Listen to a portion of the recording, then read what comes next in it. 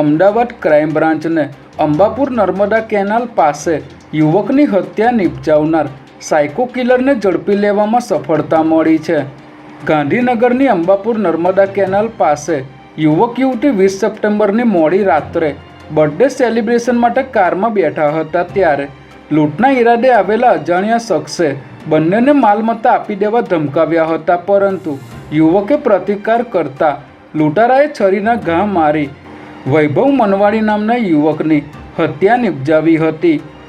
બનાવની ગંભીરતા જોતા આ કેસની તપાસ અમદાવાદ ક્રાઇમ બ્રાન્ચને સોંપવામાં આવી હતી, જેમાં ક્રાઇમ બ્રાન્ચની 8 નંબરની સ્કોડના પીઆઈ મેહુલ ચૌહાણ અને તેમની ટીમના પીઆઈ માધુરી ગોહિલ સહિતની 25 લોકોની ટીમ પણ આ મામલે તપાસ કરી રહી હતી। પીઆઈ મેહુલ ચૌહાણ અને તેમની ટીમ દ્વારા 1 ડઝનથી વધુ ગુનેગારોને લાવીને પૂછપરછ કરવામાં આવી હતી।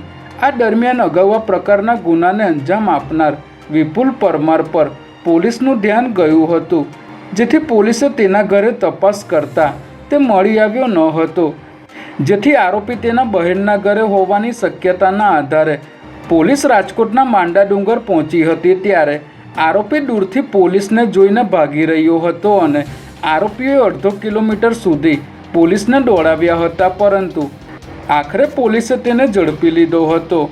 હાલ આરોપીની કસ્ટડી અડાલજ પોલીસને સોંપી દેવામાં આવી છે ત્યારે હવે આરોપીની પૂછપરછમાં અનેક મોટા ખુલાસાઓ થઈ શકે છે।